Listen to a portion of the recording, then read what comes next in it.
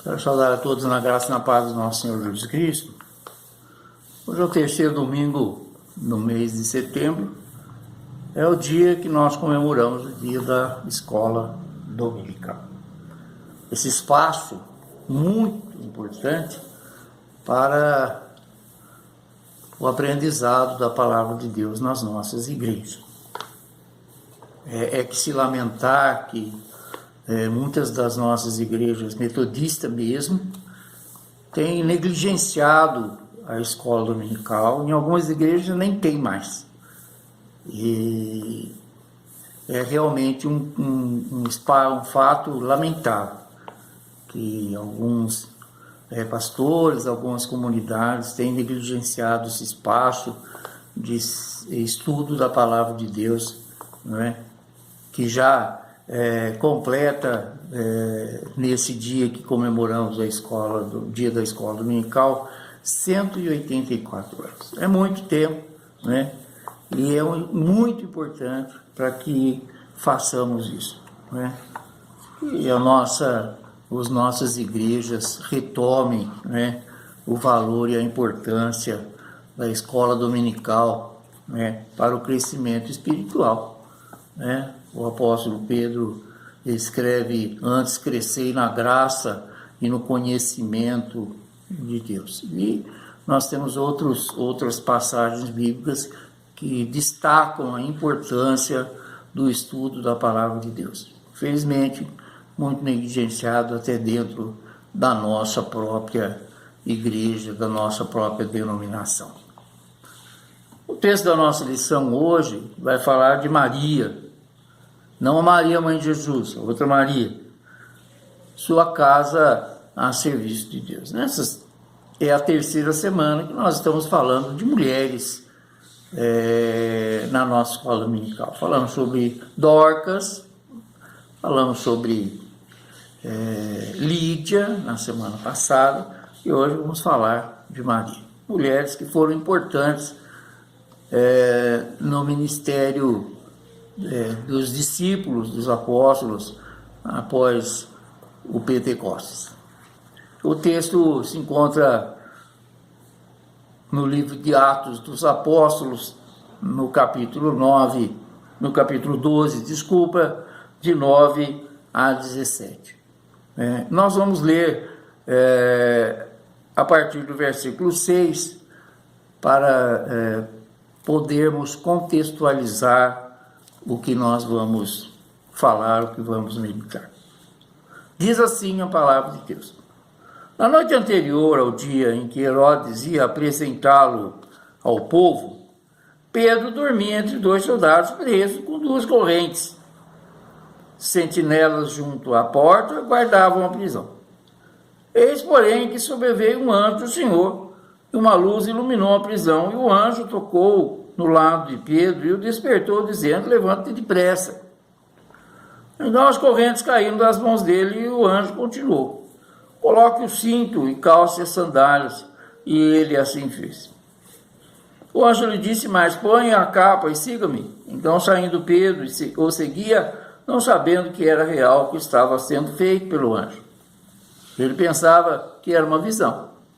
Depois de terem passado a primeira e a segunda sentinela, chegaram ao portão de ferro que dava para a cidade, o qual se abriu automaticamente e, saindo, enveredaram por uma rua, e logo adiante o anjo se afastou dele. Então Pedro, caindo em si, disse: agora sei que de fato o Senhor me enviou o seu anjo e me livrou da mão de Herodes e de toda a expectativa do povo judeu.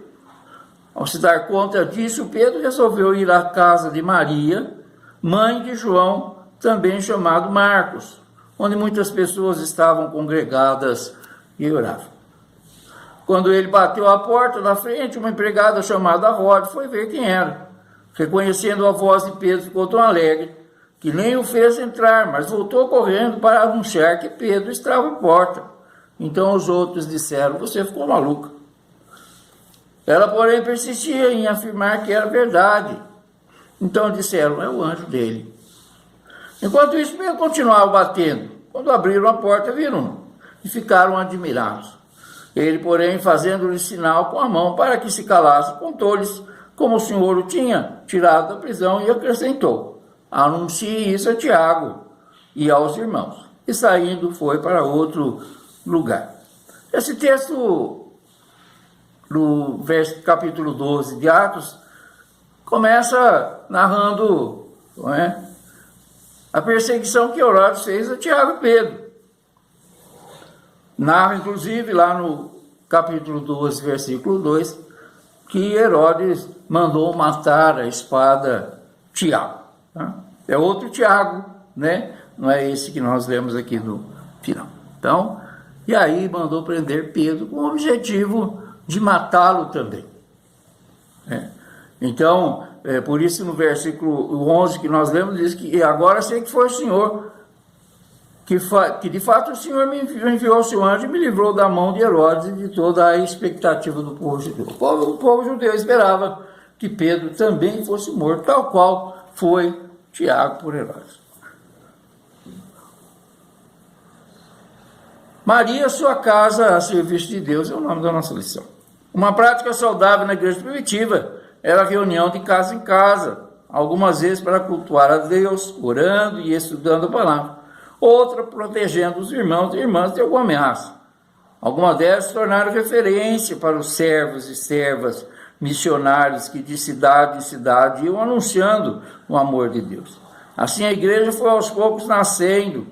A casa era um espaço de acolhimento, partilha e crescimento mútuo. A casa de Maria, mãe de João Marcos, foi um desses espaços, né? Então, no capítulo 12, no versículo 5, nós lemos assim: assim Pedro era mantido na prisão, mas havia oração incessante a Deus por parte da igreja a favor dele. Enquanto os apóstolos estavam lá presos, né? Já havia morrido Tiago pelas mãos de Herodes, a igreja estava incessantemente em oração por eles. O texto da lição de hoje revela como milagrosamente um anjo do Senhor libertou Pedro da prisão em que poucos dias antes da Páscoa havia sido colocado por ordem de Herodes. Apesar de a execução ser aguardada, ao final dos dias da festa, Deus deu livramento a Pedro. Há no relato bíblico duas referências importantes que resultam na ação de Deus. A igreja estava reunida em oração, intercedendo por Pedro, conforme lemos no versículo 5, e apesar de toda a ameaça, Maria, a mãe de João Marcos, abriu sua casa para que a igreja se reunisse e clamasse pela vida de Pedro, não é? Apesar da tendência de enfatizar apenas o milagre do livramento de Pedro da prisão, que realmente é maravilhoso, precisamos prestar atenção em uma informação chave da narrativa de Atos. Havia um grupo de cristãos em constante oração e intercessão pela vida de Pedro, que não desanimou na fé diante da perseguição. Esse povo que estava reunido orando, eles continuaram orando. Eles não tiveram medo, não desanimaram, perseveraram na oração, como nos orienta o apóstolo Paulo. Esse grupo se reunia na casa de Maria, mãe de João Marcos, é dessa Maria que nós vamos falar. Um discípulo que por várias vezes é mencionado na Bíblia em Atos dos Apóstolos. Encontramos vários lugares onde está Marcos, não é? Na sua viagem com Paulo, lá quando Paulo está preso em Roma, que pede para que Marcos venha ter com ele, porque achava Marcos uma pessoa importante para o seu ministério, e outras passagens do Novo Testamento, onde aparece esse jovem chamado João Marcos, e que, segundo a tradição, é o mesmo que escreveu o Evangelho de Marcos. A Bíblia revela que Marcos, como era também chamado, desencorajado pelos desafios, desistiu de uma viagem missionária, fazendo com que Barnabé e Paulo se separem nessa missão. Nós vimos isso, né? Alguns domingos atrás, essa separação entre Barnabé e Paulo, por conta desse jovem chamado João Marcos. Nós comentávamos naquele dia que essa discussão, essa desavença entre Paulo e Barnabé criou duas linhas de pregação. Paulo foi por um lado, né, com Silas, e Marcos foi para o outro lado com Barnabé. Então tivemos aí uma expansão maior ainda nessa separação dos dois. Paulo seguiu a viagem missionária e Barnabé, primo de João Marcos, mudou o seu destino para discipular o próprio João Marcos, né? Como Barnabé já havia feito com Paulo. Ele havia discipulado Paulo e agora discipulando também João Marcos. João Marcos cresceu e amadureceu. O próprio Paulo, mais tarde, pediu para revê-lo, dizendo que ele era muito útil no ministério. Está lá em 2 Timóteo, capítulo 4, versículo 11. O primeiro evangelho de Jesus Cristo a ser escrito tem a autoria atribuída a Marcos. Ao contrário da disposição que os evangelhos estão na Bíblia, o primeiro evangelho a ser escrito não foi Mateus, foi Marcos. E, na verdade, alguns estudiosos dizem, né, que Marcos foi a referência para os demais evangelistas, né? E, ao escrever esse evangelho,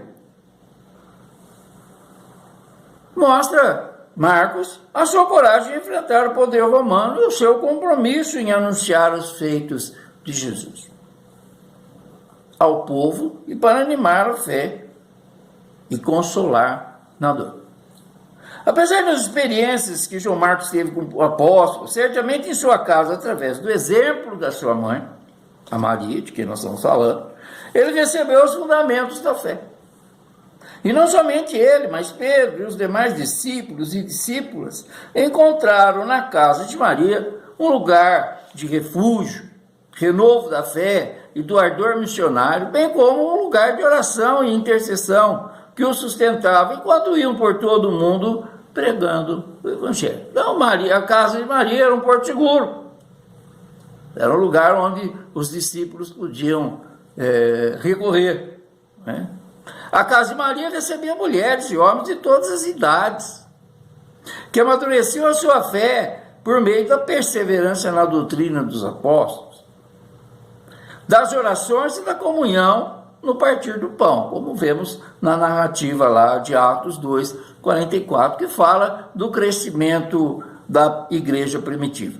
Em tempos de perseguição da igreja, a dona da casa não se acovardou. E com a ajuda de Deus manteve suas portas abertas para a fé e fechadas para o medo. O texto bíblico não traz outras informações sobre essa mulher, mas registra seu nome, o que aponta para a sua relevância na comunidade. Então, é mais uma mulher narrada que participa aqui do ministério dos apóstolos. Eram muitas mulheres que participavam no ministério dos apóstolos, ao contrário do que muita gente pensa. Vemos pelo livro de Atos que a igreja cristã teve seu começo nas casas. As casas eram um ponto de pregação, de encontro, de oração e de fortalecimento mútuo. Infelizmente, a correria, a insegurança, os desafios da vida têm feito com que muitas pessoas fechem as suas portas para essa possibilidade, sem perceber que estão se privando de viver dentro dos seus lares uma experiência maravilhosa de fé e missão. Eu tenho, já é o segundo mandato meu como coordenador do Ministério da Proclamação da Palavra, e a gente tem insistido muito com a igreja, né, para que as casas se abram, para que a gente possa realizar cultos nos lares, para que a gente possa realizar reuniões de estudo bíblico, que nós fazemos nas terças-feiras, né, o compartilhando a palavra. É claro que nós estamos vivendo um tempo de pandemia, onde há uma série de limitações. Eu mesmo não posso estar participando de grupos, né, por ser idoso e ter diabetes. Então, muitas das pessoas limitam o exercício da fé e espiritualidade ao templo, contentantes em frequentar cultos dominicais, por exemplo, né? A situação é tão grave, é tão sério essa questão de não abrirmos as nossas casas, né? Que nós temos um grupo que chama Compartilhando a Palavra, e que nós nos reunimos agora virtualmente às terças-feiras, e a frequência dos irmãos da igreja tem sido muito pequena, né? É lamentável isso, porque parece que demonstra que não há interesse em conhecer a palavra de Deus, né? Nessas reuniões de terça-feira, nós fazemos um tempo de meditação da palavra, em que todo mundo pode participar. Temos um tempo de comunhão, né, onde nós podemos partilhar as nossas coisas, as nossas experiências. E aí a gente tem tido dificuldade de as pessoas participarem disso. Eu já falei isso semana passada, estou retomando o assunto, porque nós estamos falando aqui de alguém que abria a sua casa, mesmo diante da perseguição da igreja, mesmo diante da possibilidade de ser preso, às vezes ser até morto, como foi Tiago, e não se intimidaram diante dessas ameaças e abriam as suas casas para que fosse um ponto onde os missionários pudessem, um porto seguro para os missionários naquele tempo de tanta perseguição da igreja, tanto da parte dos judeus quanto da parte dos romanos.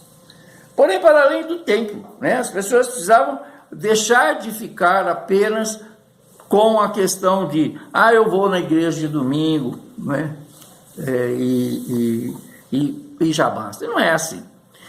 Deus pode e deseja usar a nossa casa para fortalecer a nossa fé e propiciar às pessoas que de imediato não queriam uma igreja, né? Nós fazemos reunião nas nossas casas, podemos chamar o nosso vizinho, que não iria na igreja se você convidasse, mas na sua casa ele vem. A possibilidade de ter contato com o Evangelho de Jesus e o amor dos seus discípulos e discípulas. Então, essas pessoas que você convidar para a sua casa, elas têm essa possibilidade de conhecer um pouco do Evangelho, que às vezes elas acham tão complicado, então eu não vou na igreja porque eu não entendo o que acontece. Mas as nossas casas poderiam vir. E é assim que trabalha as igrejas que trabalham com células, né? Cada célula é um ponto onde as pessoas vêm para conhecer o Evangelho e a palavra de Deus. Apesar do imenso valor da igreja, a casa tem uma grande importância na formação da identidade cristã. Por exemplo, Susana Wesley, mãe de dois dos principais líderes do movimento metodista, João e Carlos Wesley, pregava na cozinha de sua casa para muitas pessoas. E foi a principal instrutora e influenciadora de tudo que os irmãos Wesley fizeram. Além de levar a salvação para muitas pessoas dentro da sua casa, vivência que ela apresentou aos seus filhos, os conduziu a começar um movimento que resultou na transformação da Inglaterra e no nascimento do movimento wesleyano, que nós chamamos de metodista. Então, não foi um mero movimento, né? Na verdade, ele fez uma diferença muito grande na igreja, e era esse o objetivo de Wesley, não é? Na igreja anglicana de então na Inglaterra, e mais do que isso, mexeu com as estruturas políticas e econômicas da Inglaterra. Houve uma transformação também da própria nação. E esses jovens foram educados e cresceram vendo a sua mãe pregando na cozinha da sua casa, reunia pessoas ali, os vizinhos, não é? E falava e ensinava a respeito do Evangelho para aquelas pessoas. Foi assim que eles aprenderam. Além disso, quantas pessoas em suas rotinas corridas e cansativas não conseguem separar um momento para orar? Tem muita gente que não ora, porque diz que não tem tempo. Né? Nós podemos orar dirigindo o nosso carro, nós estamos indo para o trabalho, podemos orar. Não tem problema orar. Né? Se você falar no celular no trânsito, você só pode ser multado, mas se você estiver orando, você com certeza não vai ser multado. Não há nenhum impedimento que você não possa orar, né, enquanto você estiver dirigindo. Hábitos de alimentação, de estudo e de exercício são aprendidos em casa. Da mesma forma, pode se dar com a oração. Celinha falava ontem para o Arthur, que ele precisa orar. Tem que aprender a orar. Falava ontem não só para o Arthur, como falava para o Cleiton, meu filho, e para a Lu, menor. Precisa ensinar esse menino a orar. Tirar todo dia antes de dormir. Ore, a Celinha deu uma oração até muito bonita, para que o menino aprenda e ore todo dia. Então, é importante isso. São coisas importantes. Eu até não sou uma pessoa de muita oração, mas eu cresci num lar onde a minha mãe levantava-se pela manhã e antes de fazer qualquer coisa, orava. Eu, quando vejo a nossa irmã Maria Alcina orando, que ela não esquece de ninguém, de quem está na cadeia, de quem está no hospital, de quem está na rua, eu me lembro da minha mãe, que orava desse jeito. Minha mãe orava por todo mundo e por todos os filhos, já falei isso aqui, noras, netos, genros e bisnetos. Minha mãe não se esquecia de ninguém, mesmo lá quando tinha os seus 80 anos. Então é extremamente importante que ela receba um lugar especial na rotina diária, inclusive na dinâmica familiar. Quantas pessoas têm enfrentado graves doenças físicas e mentais, além de relacionamentos destruídos, porque tentam conquistar e resolver tudo na força do próprio braço e deixam de lado a oração. Deus, nós temos que fazer a nossa parte em todas as coisas. Eu ouvi uma vez alguém dizer que Deus, quando a gente estica o nosso braço, Deus age a partir de onde a minha mão não alcança. Então, mas temos que orar. Há situações em que, por mais capacitados que sejamos, por mais inteligência que tenhamos, por mais boa vontade que tenhamos, nós não conseguimos resolver. Precisamos orar. O salmista diz que uns confiam em carros, outros em cavalos.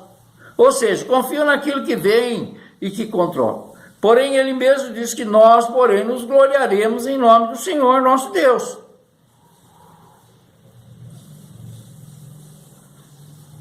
Essa é a expressão de quem tem uma vida de oração e de fé, e que sabe que Deus irá responder suas orações e socorrer nas horas da angústia. Diz o Salmo 46, Deus é nosso refúgio e fortaleza, socorro bem presente nas tribulações.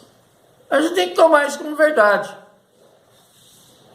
Nós estamos participando esses dias, eu estou participando esses dias de seminários sobre a escola dominical promovidos pela nossa igreja metodista, e tem sido um tempo muito bom de aprendizado, inclusive a respeito de como estudar a palavra de Deus, como ler a palavra de Deus, para que ela venha fazer diferença, não só na nossa vida, mas na nossa comunidade. Temos estudado isso esses dias, e eu vou depois deixar no grupo do WhatsApp da igreja o link, porque os seminários foram gravados, então qualquer um pode estudar, está lá à disposição para estudar. Então, todos aqueles e aquelas, não precisa ser ninguém envolvido com a escola dominical, se for melhor ainda,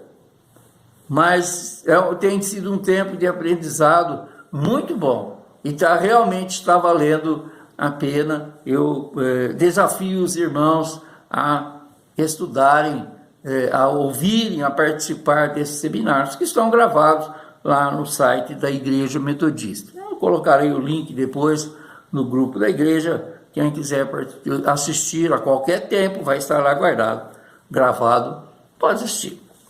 A menção de Maria e de sua casa nos desafia a vivência comprometida com o discipulado, priorizando a comunhão e a oração, abrindo nossas casas para o fortalecimento mútuo, propiciando que a ação de Deus seja ainda mais constante em nossas vidas.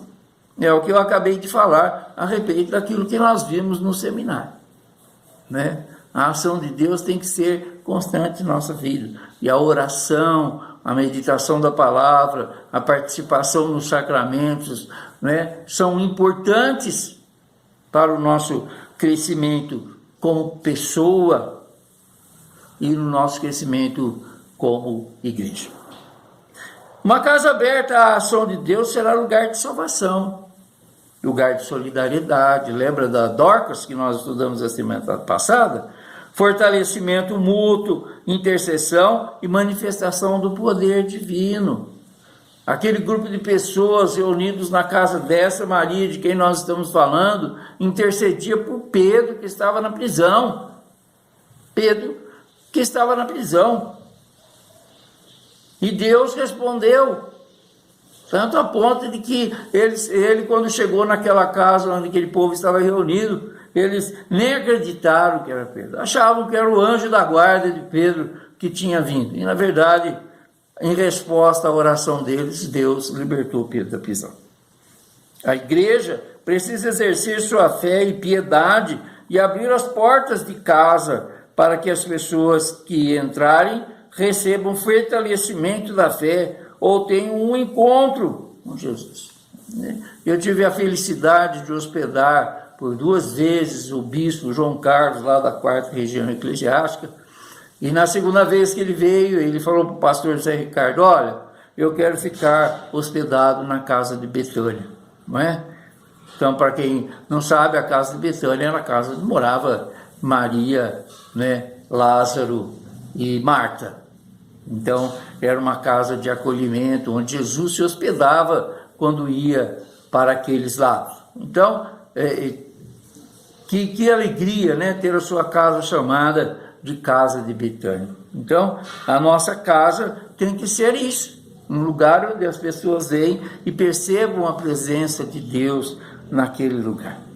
Assim, graças a Deus, é a minha casa.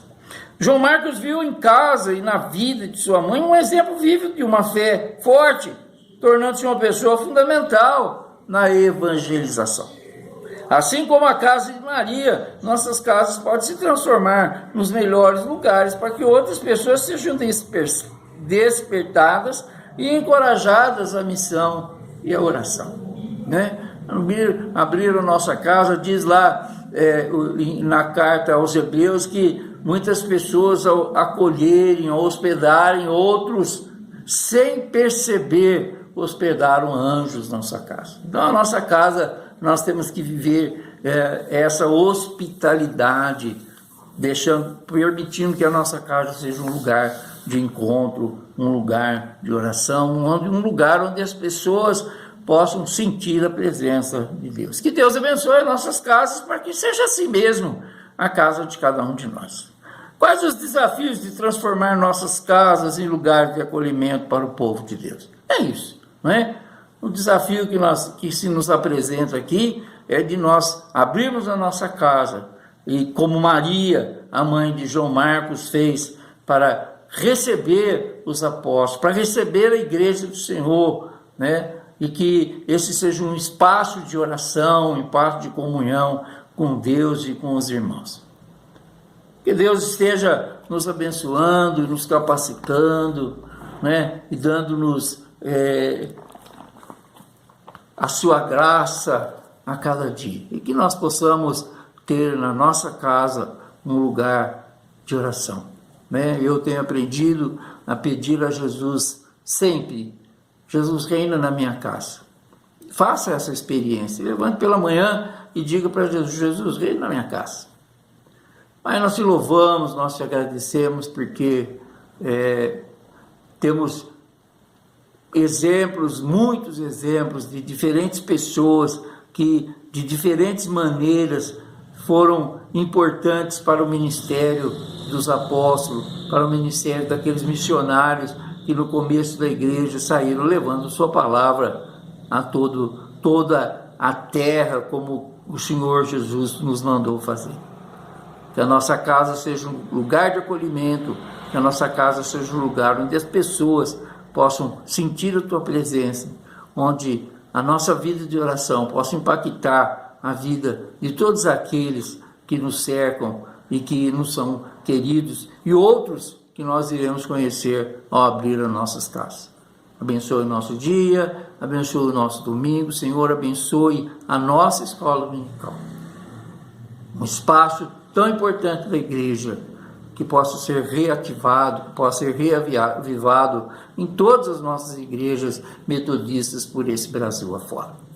É a nossa oração nesse domingo, em nome de Jesus. Que todos tenham um domingo abençoado na graça e na paz do nosso Senhor e Salvador Jesus Cristo. Amém.